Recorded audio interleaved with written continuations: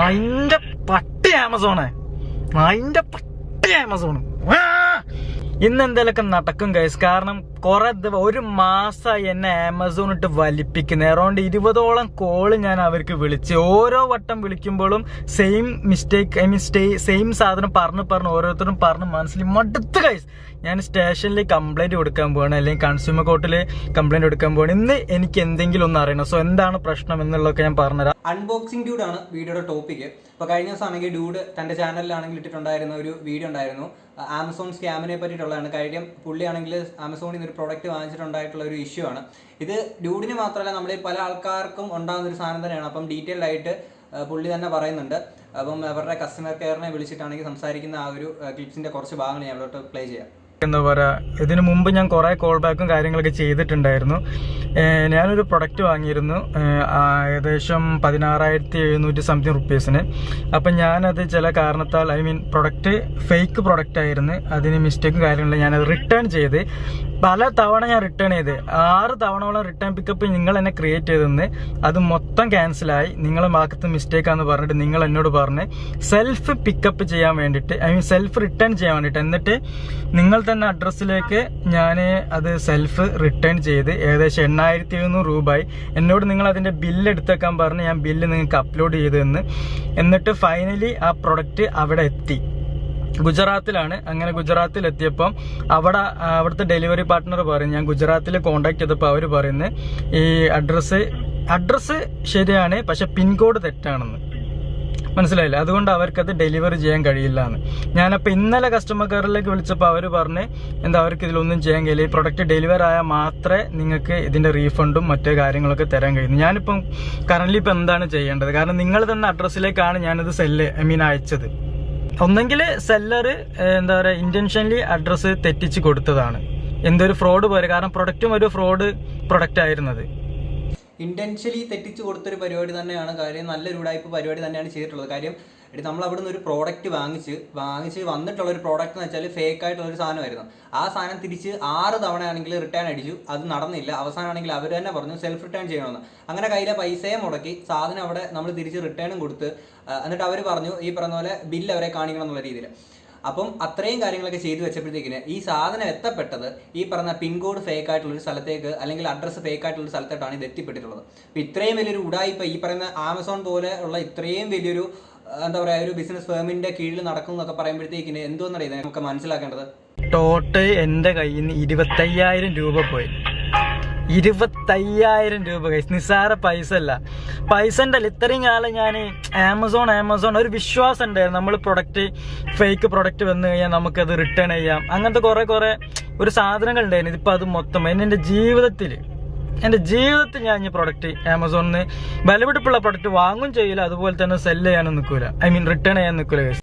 25,000 രൂപയോളം ഒരാളുടെ പോയി എന്നൊക്കെ പറയുമ്പോഴത്തേക്ക് ചെറിയ കാര്യമാണ് അവിടെ. പിന്നെ ഒരു കാര്യമുണ്ട്, ഇപ്പം എനിക്കാണെങ്കിൽ ഈ പറയുന്ന നമ്മൾ ഈ കുറച്ച് പൈസ കൂടുതലുള്ള സാധനങ്ങളൊക്കെ ഈ പറയുന്ന സോഷ്യൽ മീഡിയ മീൻസ് ഈ പറഞ്ഞ ഓൺലൈനിൽ കൂടെ വാങ്ങുന്നതിനോട് എനിക്ക് നേരത്തെ പേടിയുള്ള ഒരാളാണ്. കാര്യം അത്യാവശ്യം അറിയാലോ, നമ്മളിപ്പം അല്ലാതെ ഇപ്പോൾ ഒരു കുറച്ച് രൂപയ്ക്ക് നമ്മൾ ഓൺലൈനിൽ നിന്ന് വാങ്ങുന്ന കുറച്ച് സാധനങ്ങളാണെന്നുണ്ടെങ്കിൽ ഇത്ര രൂപയെ നമ്മുടെ കയ്യിൽ നിന്ന് പോവുള്ളൂ. പിന്നെ ഇത്രയും വലിയൊരു എമൗണ്ട് കൊടുത്ത് ഈ പറയുന്ന ഓൺലൈൻ മീഡിയ മീൻസ് ഓൺലൈനിൽ നിന്ന് സാധനങ്ങൾ വാങ്ങുന്ന ആൾക്കാർ എപ്പോഴും സൂക്ഷിക്കേണ്ട ഒരു കാര്യം എന്ന് വെച്ച് കഴിഞ്ഞാൽ എപ്പോൾ വേണേലും പണി കിട്ടാം. പിന്നെ ആമസോൺ എന്നൊക്കെ പറയുന്നത് അത്യാവശ്യം വലിയ രീതിയിലുള്ള എന്താ പറയുക ബിസിനസ് ഫേമാണ്. അപ്പം ഇത്രയും വൈഡ് റേഞ്ചിൽ നിൽക്കുന്ന ഈ സാധനങ്ങളാകുമ്പോഴത്തേക്കും ഇതിനകത്ത് ഇത്രയും ചെറിയ മിസ്റ്റേക്ക് കാര്യങ്ങളൊക്കെ ഉണ്ടാകും. ഈ പറയുന്ന പോലെ ഇതിൻ്റെ താഴേക്കിടയിൽ വർക്ക് ചെയ്യുന്ന ആൾക്കാർ ഇതുപോലത്തെ നല്ല രീതിയിൽ ഉടായ്പ കാണിക്കും. അപ്പം അത് ഈ ഹയർ ഒഫീഷ്യൽസിലേക്ക് ഈ പറഞ്ഞ സാധനങ്ങൾ എത്താനെ കൊണ്ടൊരു ബുദ്ധിമുട്ടുണ്ടാവും. അപ്പം അതേപോലെ തന്നെയാണെങ്കിൽ നമ്മളിപ്പോൾ ഫ്ലിപ്കാർട്ട് അതേപോലത്തുള്ള കുറേ കമ്പനീസിൽ നിന്ന് നമ്മൾ സാധനങ്ങൾ ഓൺലൈനിൽ നിന്ന് സാധനങ്ങൾ വാങ്ങുകയെന്നുണ്ടെങ്കിൽ ഉള്ളൊരു വലിയ അവിടുന്ന് ഈ പറയുന്ന ഫേക്ക് ആയിട്ടുള്ള കുറേ പരിപാടി കാര്യങ്ങളൊക്കെ നടക്കാറുണ്ട്. എന്നിരുന്നാൽ പോലും കുറച്ച് വളർന്നു വരുന്ന ഓൺലൈൻ ഇത്തരം ഷോപ്സിൽ നിന്നൊക്കെ നമ്മൾ സാധനങ്ങളൊക്കെ വാങ്ങുമ്പോൾ ഈ പറയുന്ന ഇത്രയും വലിയൊരു പ്രശ്നങ്ങൾ ഉണ്ടാകുന്നത് കുറച്ച് കുറവാണ്. സിറ്റുവേഷൻ കംപ്ലീറ്റ്ലി എനിക്ക് മനസ്സിലാവുന്നുണ്ട്. നമ്മുടെ ഭാഗത്തു നിന്ന് അതായത് വൺസ് അത് ഡെലിവറി ആയിക്കഴിഞ്ഞാൽ ആ ഒരു മെൻഷൻ ചെയ്ത അഡ്രസ്സിലേക്ക് തന്നെ സെൻഡ് ചെയ്തോളൂ സാർ. ബിക്കോസ് അത് സെല്ലറുടെ ഭാഗത്ത് നിന്ന് മെൻഷൻ ചെയ്താണ്. നമ്മൾ എന്തായാലും സാറിന് ഈ ഒരു ഇഷ്യൂസ് വന്നിട്ട് ഞാൻ എന്റെ ഭാഗത്ത് നിന്ന് എസ്കലേറ്റ് ചെയ്യുന്നുണ്ട് സാർ. നിങ്ങളിപ്പോൾ എന്താ പറയുന്നത്? ആ പ്രോഡക്റ്റ് രണ്ടാമത് റിട്ടേൺ വന്നിട്ട് ഞാൻ വീണ്ടും സെൻഡ് ചെയ്യാനാണോ എൻ്റെ ക്യാഷ് ചെലവാക്കിയിട്ട്? ഇതാണോ നിങ്ങളുടെ ഒരു ഉത്തരവാദിത്തം എന്ന് പറഞ്ഞത്? വീണ്ടും ഞാൻ ക്യാഷ് ചെലവാക്കണോ? അതാണോ? ഇപ്പൊ ടോട്ടൽ 25,000 രൂപ പോയി. ഇനി വീണ്ടും ഞാൻ 9,000 10,000 രൂപ കൊടുത്ത് റിട്ടേൺ ചെയ്യാനോ പറഞ്ഞു? അത് ഫേക്ക് ആയിട്ടുള്ള അഡ്രസ്സിലേക്ക്. ഇത് ഏത് വിവരം കെട്ട കസ്റ്റമർ കെയർ ലേഡിയാണ് ഈ ഇരിക്കുന്നത് എന്നുള്ളത് എനിക്ക് അറിയാൻ മേലത്തോണ്ട് ചോദിക്കുകയാണ്. കാര്യം എന്ന് വെച്ചാൽ ഓൾറെഡി ഈ പറയുന്ന പോലെ റിട്ടേൺ അയച്ചു, അവിടെ ഒരു ഫേക്ക് ആയിട്ടുള്ള ഒരു അഡ്രസ്സിലേക്ക് അയച്ചിട്ട് ഇത് പോയി എന്ന് പറയുന്നു. പിന്നെ വീണ്ടും റിട്ടേൺ അയക്കാനെ കൊണ്ട് പറയുന്നത് എന്ത് വിവരമില്ലാത്ത വർത്താനം ഈ പറഞ്ഞുകൊണ്ടിരിക്കുന്നത്. ഓൾറെഡി അങ്ങനത്തെ ഒരു ഇഷ്യൂ റിപ്പോർട്ട് ചെയ്യാൻ വേണ്ടിയിട്ടാണ് അവിടോട്ട് വിളിച്ചിട്ടുള്ളത്. പിന്നെ ഇപ്പം ഞാനാണെങ്കിൽ നേരത്തെ ഈ പറയുന്ന പോലെ ഒരു നമ്മുടെ പത്തനംതിട്ട മൈജിയിലുള്ള ഒരു ഇഷ്യൂവിനെ പറ്റിയിട്ട് അന്ന് ഞാൻ റിയാക്ട് ചെയ്തൊരു വീഡിയോ ഇട്ടിട്ടുണ്ടായിരുന്നു. അവിടുത്തെ എന്താ പറയുക സർവീസ് സെന്ററിന്റെ കുറച്ച് പോരായ്മകൾ കാര്യങ്ങളൊക്കെ പറഞ്ഞുണ്ട്. അതേപോലെ ഈ നമ്മളൊരു കംപ്ലൈന്റ് പറയാനെ കൊണ്ട് ഈ കസ്റ്റമർ കെയറിനെ വിളിക്കുമ്പോഴത്തേക്കിന് ഇതുപോലെ പരസ്പര ബന്ധമില്ലാത്ത രീതിയിൽ കുറെ കാര്യങ്ങളൊക്കെ സംസാരിച്ചിട്ട് പറയുന്ന കുറെ കസ്റ്റമർ കെയർ ചേച്ചിമാരുണ്ട്. ചേച്ചിമാർ മാത്രമല്ല ചേട്ടന്മാരും ഒക്കെ ഉണ്ട്.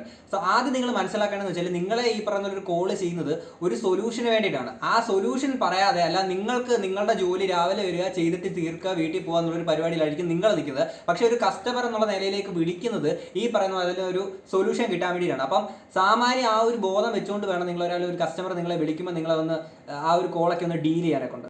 അതിന്റെ പട്ടി ആമസോണേ, അതിന്റെ പട്ടി ആമസോണ്. എന്റെ പൊന്നെ, ഇവന്മാർ പറഞ്ഞിട്ടില്ല ഇനി ആ പ്രൊഡക്റ്റ് റിട്ടേൺ വന്നിട്ട് ഞാൻ രണ്ടാമത് 9,000 രൂപ കൊടുത്ത് ഉണ്ടാക്കണം ഫേക്ക് അഡ്രസ്സിലേക്ക്. ഈ സെല്ലർ ഫേക്ക് ആണ് ഒന്നാമത്. അത് ഇവര് മനസ്സിലാക്കുന്നത്. ഇവര് വിചാരം ഞാൻ എന്തോ കളിക്കുകയാണെന്നാ. സെല്ലർ ഫേക്കാ. ഫേക്ക് അഡ്രസ് എന്നിട്ട് അപ്പം ഏകദേശം 35,000 രൂപ പോയി. അപ്പോഴും എന്താ പറയാന്നറിയോ, ഈ പുന്നാര മക്കൾ എന്താ പറയാ അറിയോ, ഇവരെ പറഞ്ഞിട്ട് കാര്യമില്ല. ഇവരെ ബാക്ക് എൻഡിൽ നിന്ന് കിട്ടുന്ന സാധനം അവർക്ക് പറയാൻ കഴിയുള്ളൂ. ഒരു സാർ ഒന്നും കൂടി ഒന്ന് അയക്കുന്നു ഫേക്ക് അഡ്രസ്സിലേക്ക്. അങ്ങനെ ഇത് ലക്ഷങ്ങളാവും ഞാൻ അയച്ച് ആകെ ആദ്യം പണ്ടാറും പ്രൊഡക്റ്റ് പോയാലും 17 പോകുള്ളായിരുന്നു. ഇവരെ വാക്കും കേട്ട് 8,500 രൂപ പിന്നെ ഞാൻ ഉണ്ടാക്കാൻ നിന്ന്. ഇത് ആക്ച്വലി ഈ പറയുന്ന കസ്റ്റമർ കെയറിൽ നിൽക്കുന്ന ചേച്ചിമാരാണെങ്കിൽ അവരുടെ അന്നത്തെ ഒരു ദിവസം അല്ലെങ്കിൽ ഈ പറയുന്ന ബാക്ക് എൻഡിൽ നിന്ന് കൊടുക്കുന്ന ഇൻഫർമേഷൻ അനുസരിച്ചായിരിക്കും അവർ കാര്യങ്ങളൊക്കെ സംസാരിക്കുക. ഇപ്പം നമ്മളൊരു പ്രോഡക്റ്റിന്റെ ഒരു ഇഷ്യൂ ആയിട്ട് നമ്മൾ അവരെ നേരെ വിളിക്കുന്നത്. ഇവർ നേരെ ബാക്കിയുള്ളവർക്ക് ചെക്ക് ചെയ്യുന്നു. ചിലപ്പോൾ അന്നത്തെ ദിവസം ഇവരുടെ സർവീസിനാണെങ്കിലും ഈ പറയുന്ന റിട്ടേണിന്റെ കാര്യങ്ങൾക്കാണെങ്കിലും അവിടെ ഒരുപക്ഷെ എംപ്ലോയീസ് ചിലപ്പോൾ ഉണ്ടായിരിക്കില്ല. ഉണ്ടെങ്കിൽ തന്നെ എന്തെങ്കിലും അവരെന്തെങ്കിലും ഉടായ്പായിരിക്കും ഇങ്ങോട്ട് പറയുന്നത്. ആ ഒരു ഉടായ്പിനെ കുറച്ചുകൂടെ എന്താ പറയുക പോളിഷ് ചെയ്തിട്ടായിരിക്കും അവർ നമ്മുടെ അടുത്ത് അവതരിപ്പിക്കുന്നത്. പിന്നെ ഒരു കസ്റ്റമർ എന്നുള്ള നിലയിലേക്ക് നിങ്ങളൊരു എത്ര തന്നെ നിങ്ങൾ ഇതായിട്ട് നിങ്ങളുടേതായിട്ടുള്ള രീതിയിൽ പറഞ്ഞെന്ന് പറഞ്ഞാലും നമുക്ക് വേണ്ടുന്നത് ഒരു സൊല്യൂഷനാണ്. ആ ഒരു സൊല്യൂഷന് വേണ്ടിയിട്ടാണ് വിളിക്കുന്നത്. എന്നിട്ട് ഇവര് പിന്നെ ഈ കസ്റ്റമർ കെയർ വിളിക്കുമ്പോഴത്തേക്കിന് പിന്നെയും പറയുന്നത് നിങ്ങൾ വീണ്ടും റിട്ടേൺ ചെയ്യണം എന്ന് പറഞ്ഞുകൊണ്ട് ഇത്രയും രൂപയൊക്കെ ആണെങ്കിൽ ഡ്യൂഡിന്റെ നഷ്ടപ്പെട്ടു. ഇതുപോലെ എത്ര ആൾക്കാർ നഷ്ടപ്പെടുന്നുണ്ട് നിങ്ങൾ ആലോചിക്കും. ഞാൻ ഇപ്പം അന്ന് ഞാനാണെങ്കിൽ മൈജി ഫ്യൂച്ചറിൽ നിന്നുള്ള ആ ഒരു ഇഷ്യൂന്റെ കാര്യം നിങ്ങളുടെ മുമ്പ് ഞാനൊരു വീഡിയോ ചെയ്ത് പറഞ്ഞിട്ടുണ്ടായിരുന്നു. അന്നാണെങ്കിൽ ഞാൻ ആ ഒരു വീഡിയോക്കത്തോടെ പറഞ്ഞിട്ടുള്ളത് നമ്മളൊരു കസ്റ്റമർ എന്നുള്ള നിലയിലേക്ക് ഒരു സ്ഥാപനത്തിലേക്ക് നമ്മൾ വിളിക്കുമ്പോൾ നമ്മുടെ അടുത്ത് കാണിക്കേണ്ട ലേശം മര്യാദ എന്ന് പറയുന്നൊരു സാധനമുണ്ട്. അതുപോലും ഇല്ലാതെ നിന്നുകൊണ്ട് ഇത്തരം രീതിയിൽ ഇപ്പം എന്തൊക്കെ പറഞ്ഞാലും ഇപ്പം ഈ കസ്റ്റമർ കെയർ ചേച്ചിമാർക്കാണെങ്കിലും ചേട്ടന്മാർക്കാണെങ്കിലും അവരുടേതായിട്ടുള്ള കുറെ പ്രോബ്ലംസും കാര്യങ്ങളൊക്കെ ഉണ്ടായിരിക്കും. പക്ഷെ ഒരു കസ്റ്റമർ എന്ന നിലയിലേക്ക് അവർക്ക് ഇതൊന്നും അറിയേണ്ട യാതൊരു ആവശ്യമില്ല. അപ്പം നിങ്ങൾ ചെയ്യേണ്ടത് ബെറ്റർ അവരുടെ അറ്റ്ലീസ്റ്റ് മാന്യമായിട്ട് പെരുമാറാനെങ്കിലും ശ്രമിക്കുക. അല്ലാതെ ഇതുപോലത്തെ വന്ന് വിവരക്കേടല്ല പറയേണ്ടത്. നേരത്തെ പറഞ്ഞില്ലേ ഈ പറയുന്ന പോലെ നിങ്ങൾ വീണ്ടും റിട്ടേൺ ചെയ്യുമെന്നും പറഞ്ഞിട്ട് ഓൾറെഡി ആ ഒരു റിട്ടേൺ ചെയ്തതിന്റെ ഇഷ്യൂ ആണ് പറഞ്ഞത്. കാര്യം ഒരു ഫേക്ക് അഡ്രസ്സിലേക്കാണ് നിങ്ങൾ തന്നിട്ടുള്ളത്, അവിടേക്കാണ് അയച്ചിട്ടുള്ളത്. പിന്നെയും പറയുന്നത് അന്ന് അങ്ങോട്ടേക്ക് വീണ്ടും റിട്ടേൺ അയക്കാനൊക്കെ ഉണ്ട്. എന്തുവാണ് ഈ പറയുന്നത്? പിന്നെ ഡ്യൂഡാണെങ്കിൽ ഇപ്പൊ ഈ ഒരു വീഡിയോ ചെയ്യുന്നതിന്റെ ഒരു കാര്യം വെച്ചാൽ ഡ്യൂഡിനാണെങ്കിൽ ഈ പറയുന്ന 10,000 രൂപ ഒക്കെ നഷ്ടപ്പെടുക അല്ലെങ്കിൽ ഇത്രയും രൂപ പോകുമെന്ന് പറയുന്ന വലിയ പ്രശ്നമുള്ള കാര്യമല്ല. ഡ്യൂഡ് തന്നെ പറയുന്നുണ്ട്. അപ്പൊ അത് വ്യൂവേഴ്സിന് വേണ്ടിയിട്ട് പറഞ്ഞിട്ടുള്ളൊരു കാര്യമാണ്. അതെന്താ പറഞ്ഞിട്ടുള്ളത് ഞാൻ ജസ്റ്റ് ഇവിടെ ഒന്ന് പ്ലേ ചെയ്യാം. ഞാൻ എന്റെ കയ്യിൽ 2,500 രൂപ ഉള്ളത് കൊണ്ട് മാത്രമാണ് ഞാൻ റിട്ടേൺ ചെയ്തോണ്ട് എനിക്ക് മനസ്സിലായത് ഒരു കാലത്തും എന്ത് ചെയ്താലും നടപടിയാവില്ലാന്ന്. ചിലർ വിചാരിക്കും പൈസ ഇല്ലാത്തതുകൊണ്ടോ ഇത് റിട്ടേൺ ചെയ്യാൻ ക്യാഷ് ഇല്ലാത്തത് കൊണ്ടാണ് എനിക്കിത് റീഫണ്ട് കിട്ടാതെ വിചാരിച്ചാൽ ഫേക്ക് പ്രൊഡക്റ്റ് യൂസ് ചെയ്ത് കുത്തിരിക്കും. അപ്പൊ ഈ സാധാരണ ആൾക്കാർ ഇങ്ങനത്തെ വന്നാൽ പെട്ടുപോകും. അതുകൊണ്ട് തന്നെ ഇപ്പൊ നോർമലി ഉള്ള ആൾക്കാർ ഇങ്ങനെ ഈ ഒരു 10,000 രൂപക്ക് മുകളിലുള്ള സാധനങ്ങളൊക്കെ വാങ്ങാൻ ആഗ്രഹിക്കുന്നുണ്ടെങ്കിൽ ഓഫ്ലൈൻ പോയി വാങ്ങാം.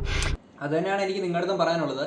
ഈ 10,000-10,000 മേലോട്ടുള്ള ഇച്ചിരി വലിയ എമൗണ്ടിൽ നമ്മൾ ഓൺലൈനിൽ സാധനം വാങ്ങുന്നത് നിങ്ങൾ ഓർത്തോ, കയ്യിൽ നിന്ന് പൈസ പോയി കഴിഞ്ഞാൽ പോയതാണ്. പിന്നെ റിട്ടേൺ ഓപ്ഷൻ ഈ സാധനങ്ങളൊക്കെ പറഞ്ഞാൽ പോലും ക്രെഡിബിലിറ്റി എന്ന് പറയുന്ന സാധനമുണ്ട്. ഈ പറയുന്ന ആമസോണിനാണെങ്കിൽ ക്രെഡിബിലിറ്റി ഇല്ലാത്തൊരു സ്ഥാപനമാണെന്നല്ല ഞാൻ പറയുന്നത്. പക്ഷേ ഇത്രയും വലിയൊരു ഫേമിന്റെ ഏറ്റവും താഴെക്കിടയിൽ പ്രവർത്തിക്കുന്ന ആളുകൾ അത്യാവശ്യം നല്ല രീതിയിൽ ഉടായ്പൊക്കെ കാണിക്കൂടെ. അവർ കാണിക്കുന്ന ഉടായ്പാണ് ഈ പറയുന്ന ഫേമിനാണെങ്കിൽ മൊത്തത്തിൽ വരുന്നത്. പിന്നെ ആമസോണിൽ നിന്ന് ചെയ്യേണ്ട ഒരു കാര്യം എന്ന് വെച്ചാൽ അവർ കൃത്യമായിട്ടുള്ള ഒരു ഓഡിറ്റിംഗ് നടത്തിയിട്ട് കൃത്യമായിട്ടുള്ള രീതിയിൽ കസ്റ്റമറിലേക്ക് സാധനങ്ങൾ എത്തുന്നുണ്ടോ അല്ലെങ്കിൽ അവരുടെ പ്രോബ്ലംസ് എല്ലാം കൃത്യമായിട്ട് അവർ സർവീസ് ചെയ്ത് കൊടുക്കുന്നുണ്ടോ എന്നൊക്കെ നോക്കേണ്ടത് അതിന്റെ ഹയർ ഓഫീസേഴ്സ് ചെയ്യേണ്ട ഒരു കാര്യമാണ്. അങ്ങനത്തെ പരിപാടിയൊന്നും ചെയ്തിട്ടില്ല. അപ്പൊ അതുകൊണ്ട് നിങ്ങൾ ഓൺലൈനിൽ നിന്ന് എന്തായാലും സാധനം വാങ്ങുമ്പോൾ 10,000-ന് മുകളിൽ സാധനം വാങ്ങുന്ന അത്യാവശ്യം ഒന്ന് നോക്കുക. ഓക്കെ, അല്ലെങ്കിൽ ഇതുപോലത്തെ ഉടായ്പ പരിപാടിയൊക്കെ നല്ല രീതിയിൽ അടിച്ചണ്ണാക്കി തന്നെ കിട്ടും. പിന്നെ ആമസോണിൽ നിന്ന് സാധനം വാങ്ങിച്ചുള്ള പരിപാടി എങ്ങനെയാണ് അല്ലെങ്കിൽ അവിടുത്തെ അവസ്ഥ എങ്ങനെയാണെന്നുള്ള മനസ്സിലായല്ലോ. അന്ന് മൈജി ഫ്യൂച്ചറിൽ നിന്ന് ഒരു സാധനം വാങ്ങിച്ചിട്ട് പിന്നെ നമ്മൾ അതിന് സർവീസിന് പോകുമ്പോഴത്തേക്കും ഉണ്ടാകുന്ന അവസ്ഥ എന്താണെന്ന് അന്ന് ഞാൻ മുമ്പ് നിങ്ങളുടെ അടുത്തെല്ലാം പറഞ്ഞിട്ടുള്ളതാണ്. അപ്പോൾ അതേപോലെ ഈ ഫേമിൽ ആരെങ്കിലും ഒക്കെ കാണുന്നുണ്ടെങ്കിൽ ലേശം ഉളുപ്പ് മര്യാദ എന്ന് പറയുന്നൊരു സാധനം കാണിക്കണം.